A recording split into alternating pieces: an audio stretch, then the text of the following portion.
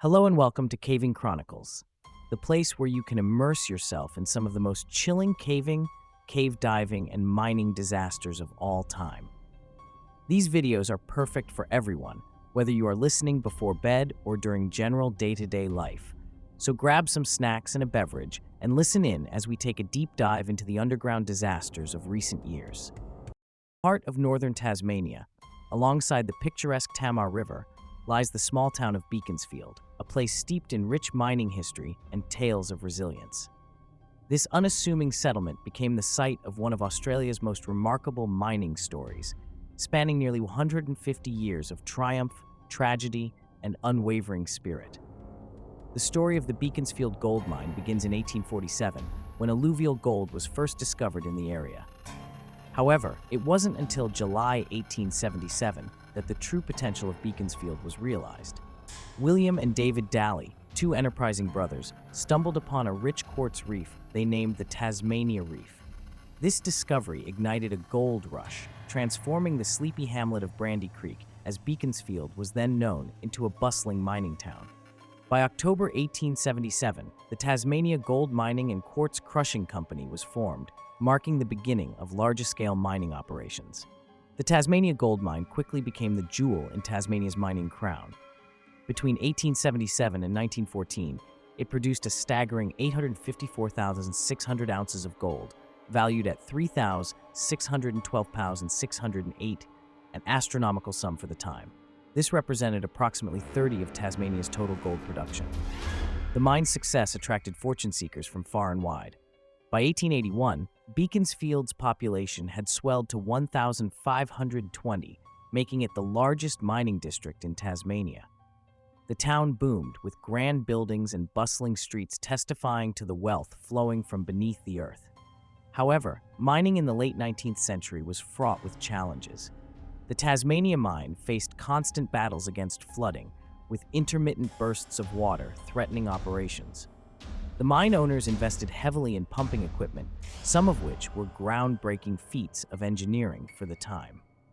The relentless struggle against water not only tested the miners' resolve, but also highlighted the technological advancements being made in the mining industry.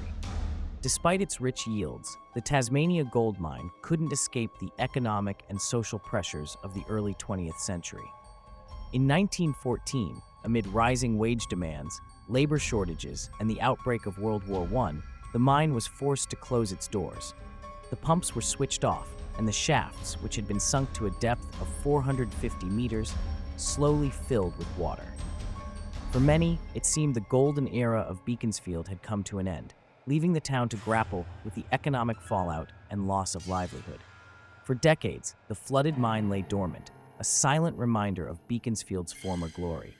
However, the dream of reviving the Tasmania gold mine never truly died. In 1969, ALX acquired the tenement, rekindling hope for a new chapter in Beaconsfield's mining history. It wasn't until 1982 that tangible steps were taken to preserve and celebrate Beaconsfield's mining heritage. The Grub Shaft Gold Heritage Museum, now the Beaconsfield Mine Heritage Center, was established, ensuring that the town's rich history would not be forgotten, and serving as a testament to the community's resilience. The 1980s brought renewed interest in Beaconsfield's gold. Exploration drilling confirmed that the Tasmania Reef extended at least another 200 meters below the old workings. In 1987, Beaconsfield Gold Mines Limited, BGML, acquired the mine and began extensive exploration and feasibility studies. Finally, in 1999, after 85 years of silence, the sound of mining once again echoed through Beaconsfield. The mine reopened, using modern techniques to access the deep, rich veins of gold that had lain untouched for nearly a century, breathing new life into the community. The revived Beaconsfield mine enjoyed several years of successful operation. However, on Anzac Day 2006, disaster struck. A seismic event caused a catastrophic rockfall in the mine, trapping 3 miners nearly a kilometer underground. One miner, Larry Knight, tragically lost his life. His colleagues, Brant Webb and Todd Russell, found themselves trapped in a tiny steel cage surrounded by tons of rock. What followed was a rescue operation that captivated the nation and the world. For 14 agonizing days, rescuers worked tirelessly to reach Webb and Russell. The trapped miners' resilience, the rescuers' determination, and the community's unwavering support created a story of human endurance that touched hearts globally. On May 9, 2006, Webb and Russell finally emerged from the mine, their rescue a testament to the indomitable spirit of the mining community. The event sparked national conversations about mining safety and the lengths to which communities would go to support each other in times of crisis. Despite the 2006 tragedy, mining operations at Beaconsfield continued with a renewed focus on safety and innovation. The mine implemented advanced remote mining methods to mitigate risks, including the Western method and radial in-reef techniques. These innovations allowed miners to access gold deposits more safely and efficiently, reducing the need for workers to be in hazardous environments while still maximizing extraction. However, the economic landscape shifted dramatically in the following years. Faced with reduced gold prices, high operating costs, and the inherent challenges of deep mining, BCD Resources, formerly Beaconsfield Gold NL, made the difficult decision to cease operations in June 2012. The fluctuating global market and increasing operational expenses made it unsustainable to continue mining, despite the mine's historical significance and the community's hopes for its longevity. The final mining was completed on June 25, 2012, after reaching an impressive depth of 1.2 kilometers below the surface. In its second life from 1999 to 2012, the mine produced at least 923,000 ounces of gold, surpassing its historical output and reaffirming Beaconsfield's status as a significant player in Australia's mining narrative. Today, the Beaconsfield Mine Heritage Centre stands as a testament to the town's rich mining history and the resilience of its community. The imposing structures of the Grub Shaft Engine House, the Hart Shaft Headframe, and the mine offices serve not only as geographical landmarks, but also as poignant reminders of Beaconsfield's golden past. These buildings have been preserved to educate visitors about the town's mining heritage, offering insights into the lives of those who worked tirelessly in the mines.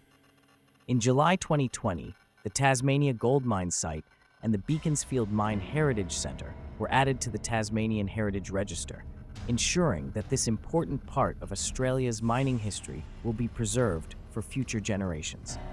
This recognition highlights the cultural and historical significance of the site, allowing it to serve as an educational resource for locals and tourists alike.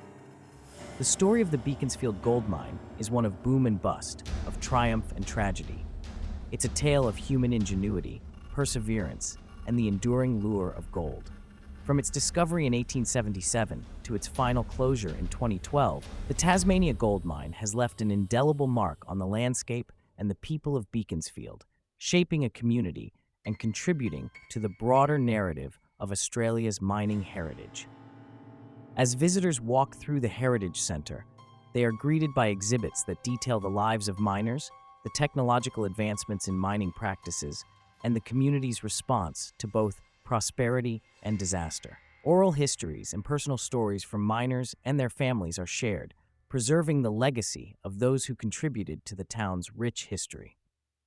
The mine's legacy is also reflected in the community's ongoing commitment to safety and innovation in mining practices.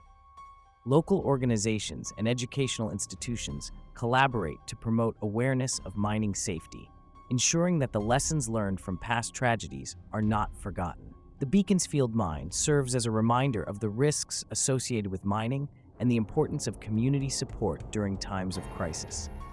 In essence, the Beaconsfield Gold Mine encapsulates the complex interplay between natural resources, human endeavor, and the socioeconomic fabric of the region. Its story is woven into the identity of Beaconsfield, a town that has faced challenges head-on and continues to honor its past while looking toward the future. The spirit of resilience that defined the miners and the community endures, inspiring future generations to forge their paths while remembering the sacrifices and triumphs of those who came before them. In the early morning hours of April 26, 1942, the Bengshu Colliery in Liaoning Province, China, bustled with activity. Over 2,000 miners descended into the depths of one of the world's largest coal mines, unaware of the tragedy that would soon unfold. The Bengshihu Colliery, established in 1905 as a joint Chinese-Japanese venture, had fallen under complete Japanese control by 1942. It was a crucial part of the puppet state of Manchukuo, supplying high-quality coal for Japan's growing industrial and military needs during World War II. The working conditions in the mine were abysmal. Chinese laborers, some captured from local military organizations, were forced to work in harsh conditions. Food was scarce, and workers' clothing was in tatters. Flimsy shoes issued by the mine lasted less than 1 week. Diseases like typhoid and cholera flourished in the camp. Japanese overseers were brutal disciplinarians, using pick handles to force miners to their shafts.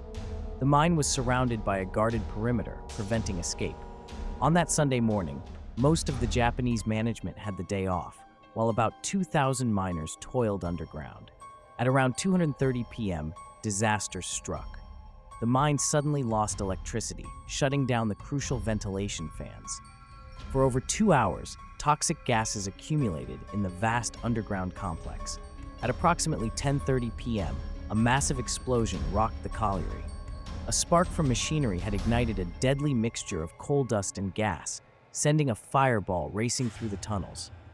Flames and thick, acrid smoke burst from the mineshaft entrance, signaling the beginning of one of the deadliest coal mining disasters in history.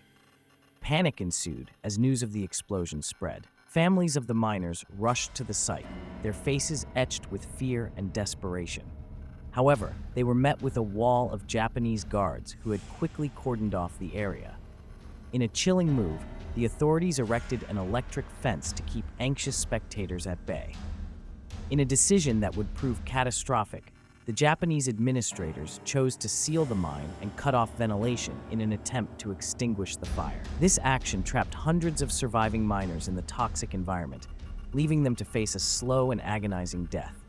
For 10 grueling days, rescue teams worked tirelessly to reach the trapped miners. The conditions were treacherous, with the constant threat of further explosions and toxic gases hampering their efforts. As they ventured deeper into the mine, the rescuers were met with scenes of unimaginable horror. Bodies were found in various states of decay, many burned beyond recognition. The rescuers used carts to transport the remains to a hastily dug mass grave near the mine. The final death toll was staggering: 1,549 lives lost, including 1,518 Chinese workers and 31 Japanese miners. In the wake of the disaster, tensions between the Chinese workers and their Japanese overseers reached a boiling point. The mine continued to operate under Japanese control until August 1945, when the miners finally took control following Japan's surrender in World War II. A subsequent investigation by the Soviet Union revealed a chilling truth. While the initial explosion had been deadly, it was the decision to seal the mine that caused the majority of the deaths.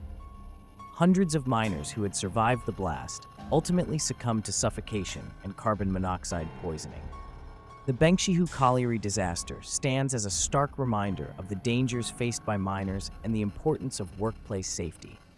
In its aftermath, significant changes were implemented in the Chinese mining industry, including improved ventilation systems, dust suppression measures, and mandatory use of safety lamps. Today, the site of the Bengshihu Colliery serves as a somber memorial to those who lost their lives. It stands as a testament to human resilience and a call for continued vigilance in protecting workers' lives in hazardous industries around the world. The Bengshihu disaster remains the deadliest coal mining accident in history, a tragic reminder of the human cost of industrial progress and the importance of prioritizing worker safety over production demands. In the years following the disaster, international mining regulations began to evolve, influenced by the tragic events at Bengshihu. Countries around the world recognized the need for stricter safety standards and better training for miners. The establishment of organizations dedicated to mining safety and health became a priority as governments sought to prevent such a catastrophe from occurring again. Moreover, the Bengshihu disaster sparked a wave of labor movements advocating for miners' rights, emphasizing the need for humane working conditions and fair treatment. The voices of the miners, once silenced by oppression, began to resonate, leading to significant reforms in labor laws. The Benshihu disaster has also been memorialized in various forms of art and literature, serving as a poignant reminder of the sacrifices made by workers in the name of industrial progress. Documentaries and books recount the harrowing tales of survival and loss, ensuring that the memory of those who perished is preserved. As the world continues to grapple with the balance between industrial growth and worker safety, the lessons learned from the Benshihu colliery must remain at the forefront of discussions surrounding labor rights and safety regulations. The legacy of this tragedy serves not only as a memorial to the lives lost, but also as a catalyst for change, urging society to prioritize the dignity and safety of all workers. In the heart of Chile's Atacama Desert, the world's driest desert, lies the San Jose copper and gold mine. This mine, located approximately 45 kilometers north of Copiapó, became the center of global attention in 2010 due to a dramatic accident and subsequent rescue operation that captivated millions worldwide. The San Jose mine's history dates back to the late 1800s, when copper mining in Chile began to flourish. The Atacama region, known for its rich mineral deposits, has been a hub of mining activity for centuries, with the Incas mining copper as far back as 500 BC. On August 5, 2010, at approximately 200 p.m. local time, a catastrophic cave-in occurred at the San Jose mine. 33 miners were trapped 2,300 feet underground when the main ramp into the mine collapsed. The mine, which had been the site of numerous accidents in the past, including a fatal explosion in 2007, had been reopened in 2008 despite safety concerns. The tragedy raised urgent questions about mining safety regulations in Chile and around the world. As news of the collapse spread, family members, emergency response teams, and journalists converged on the site. The Chilean government, led by President Sebastián Piñera, quickly mobilized resources for a rescue operation. Minister of Mining, Lawrence Goulbourne, was dispatched to the mine with a mandate to spare no expense in bringing the miners home. The world watched closely as the rescue efforts unfolded, with many praying for the miners' safe return. For 17 days, there was no contact with the trapped miners. During this time, they rationed their meager supplies, just a tablespoon of tuna and an ounce or two of milk per day. Many were close to starvation. The miners organized themselves into groups, focusing on tasks that would contribute to their rescue, including maintaining their section of the mine and mapping their location. They also established a daily routine to keep their spirits up, sharing stories and encouraging one another in the face of dire circumstances. On August 22nd, a drill probe finally reached the miners' refuge. A note attached to the drill read, "Estamos bien en el refugio, los 33. All 33 of us are fine in the shelter, bringing joy and relief to the families waiting anxiously above ground." This message served as a beacon of hope, reigniting the determination of everyone involved in the rescue operation. The rescue operation, unprecedented in its scope and complexity, began in earnest. 3 separate drilling operations were initiated, dubbed Plans A, B, and C. These involved different types of drilling equipment, including raise-bore machines and an oil prospecting drill. The rescue teams faced numerous challenges, including the risk of further collapses and the need to ensure the miners' safety during the extraction process. As the drilling continued, a small settlement dubbed Camp Hope sprang up around the mine site. Family members, rescue workers, and journalists from around the world gathered here, turning the remote desert location into a temporary town. The atmosphere was charged with a mix of anxiety and hope as families awaited news of their loved ones. The Chilean government's approach to the rescue was marked by both hope and realism. They reached out to international experts, including NASA, for assistance. NASA's expertise in sustaining life in hostile environments proved invaluable, with their team providing insights on the physical and psychological challenges faced by the miners. They helped devise strategies to maintain the miners' morale and physical well-being during their entrapment. On October 9, 2010, after 66 days of drilling, the Plan B drill finally broke through to the chamber where the miners were trapped. This breakthrough was met with cheers and tears from the families and rescue teams above ground.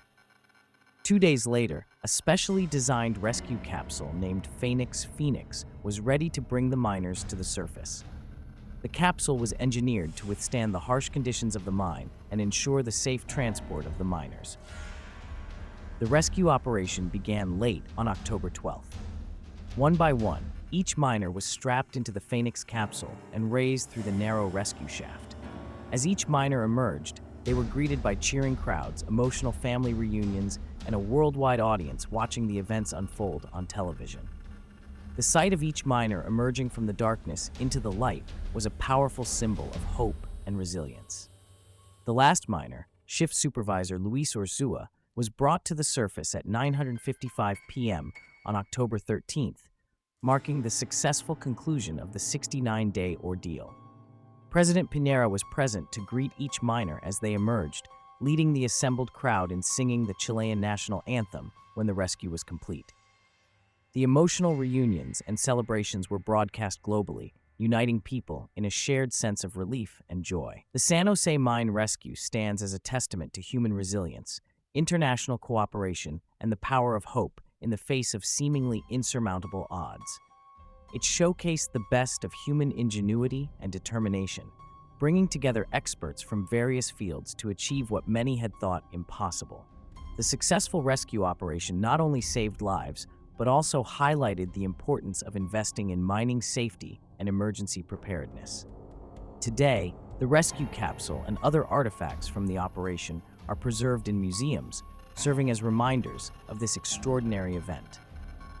The San Jose mine itself has become a symbol of both the dangers and the triumphs associated with mining in Chile's challenging desert environment. The story of the rescue continues to inspire documentaries, books, and films, ensuring that the lessons learned from this event are not forgotten. The legacy of the San Jose mine rescue continues to influence mining safety practices and emergency response protocols worldwide. It remains a powerful story of survival, teamwork, and the indomitable human spirit.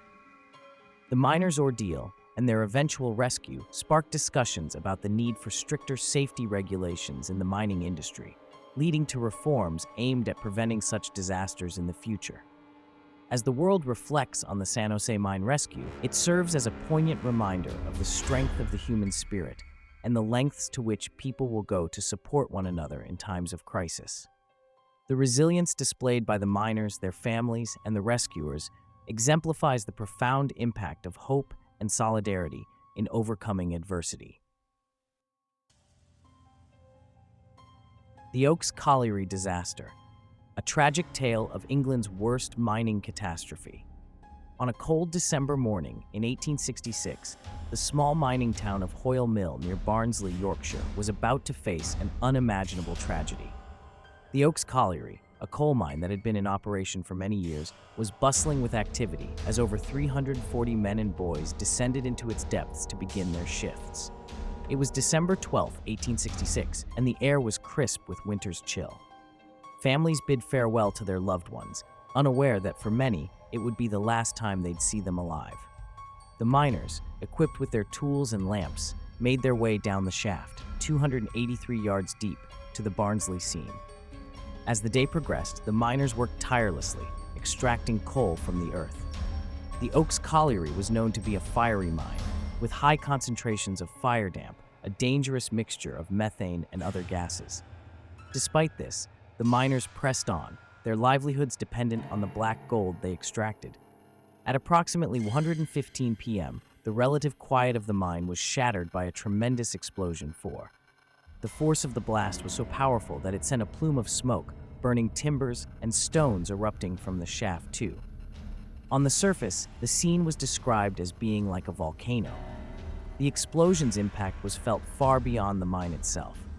In the nearby villages, the ground shook and the sound of the blast echoed through the valleys. Within minutes, word of the disaster spread, and families rushed to the Pythiad, their hearts filled with dread and hope in equal measure. As the smoke began to clear, the true scale of the disaster became apparent. Of the 340 men and boys who had entered the mine that morning, only 6 had survived the initial blast.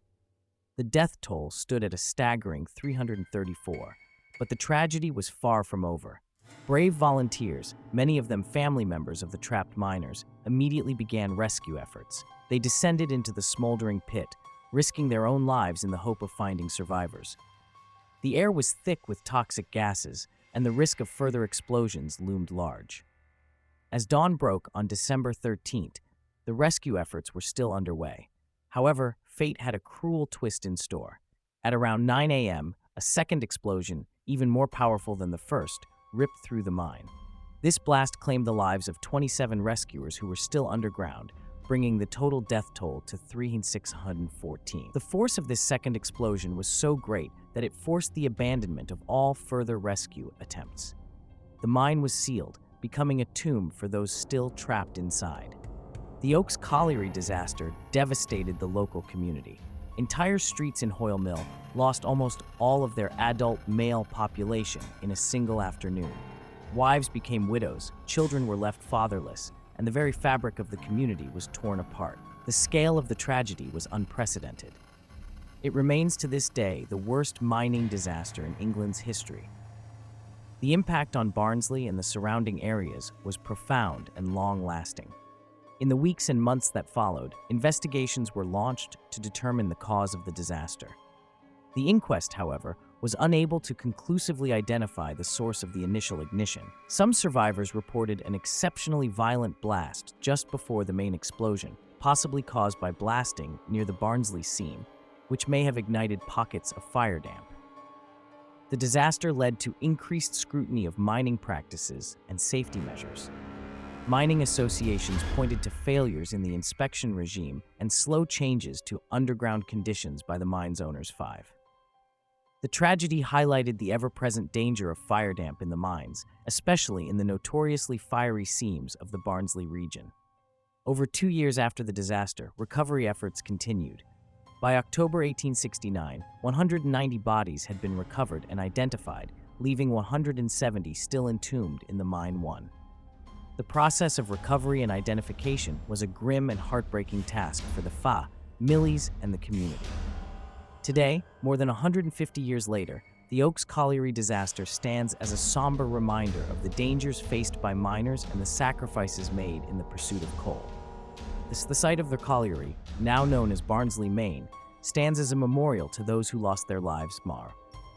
The Oaks Colliery disaster of 1866 is a tragic chapter in England's industrial history. It serves as a stark reminder of the human cost of coal mining and the importance of workplace safety. The courage of the miners, the selflessness of the rescuers, and the resilience of the community in the face of unimaginable loss continue to inspire and move us to this day. As we remember the 361 lives lost in those fateful days of December 1866, we honor their memory and the legacy they left behind. The Oaks Colliery disaster forever changed the face of mining in England and stands as a testament to the indomitable spirit of the mining communities of Yorkshire. In the rolling hills of Somerset County, Pennsylvania, a small coal mining town became the center of global attention in July 2002. The Quay Creek Mine rescue, a harrowing 77-hour ordeal, captivated the world and demonstrated the power of human resilience, ingenuity, and teamwork. On July 24, 2002, at 3 p.m., 18 miners descended into the Quay Creek mine for what seemed like a routine shift. The crew split into 2 groups of 9, with one team heading south and the other east. Little did they know that their lives were about to change forever. At approximately 9 p.m., disaster struck. The miners in the one left panel accidentally breached a wall separating their mine from the abandoned Saxman mine, which had been last worked in the 1950s. Suddenly, 50 to 60 million gallons of frigid groundwater began flooding into Quay Creek, creating an immediate and life-threatening situation for the trapped miners. The miners in the 2 left panel managed to escape and alert authorities, with a 911 call made at 9:53 p.m. However, the 9 miners in the 1 left panel found themselves trapped 240 feet underground, with rising waters threatening their lives. The incident quickly escalated from a local emergency to a crisis that drew national and international attention.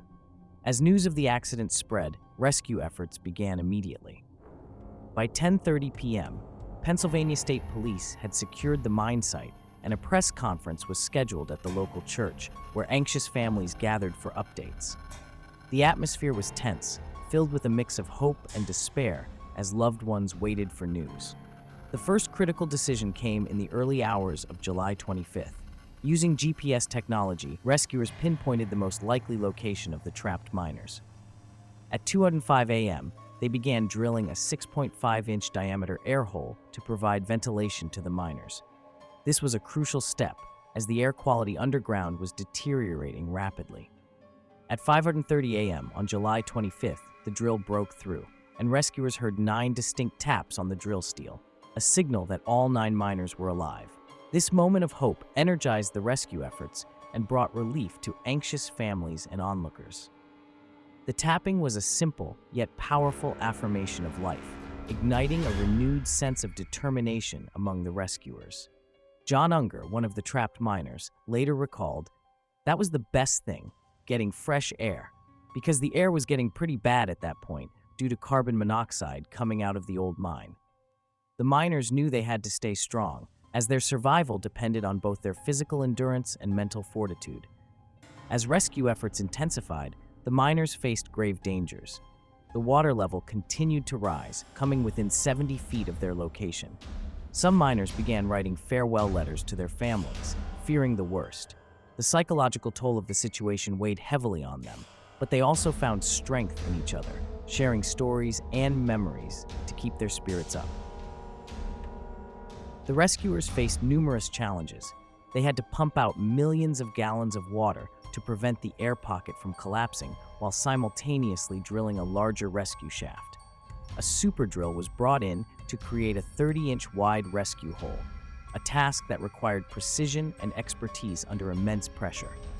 The rescue operation wasn't without its setbacks. In the early hours of July 26, the drill bit broke, causing a significant delay.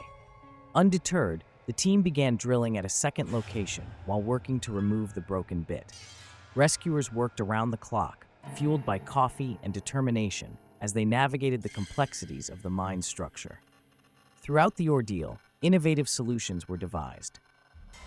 The rescue team, led by Joseph Spafoni, then the bituminous coal chief with the DEP's Bureau of Mine Safety, made critical decisions that would ultimately save lives. They utilized advanced technology and collaborated with experts from various fields, showcasing the importance of teamwork in crisis situations. For the trapped miners, survival meant enduring harsh conditions. They huddled together in the cold, dark chamber, their body temperatures dropping dangerously low. "It got cold, our body temperature.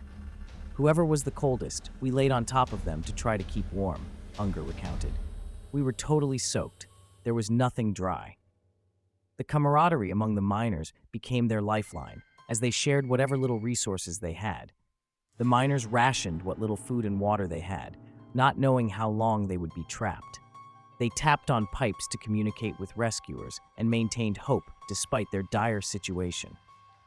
Their resilience was a testament to the human spirit, as they clung to the belief that they would soon be rescued.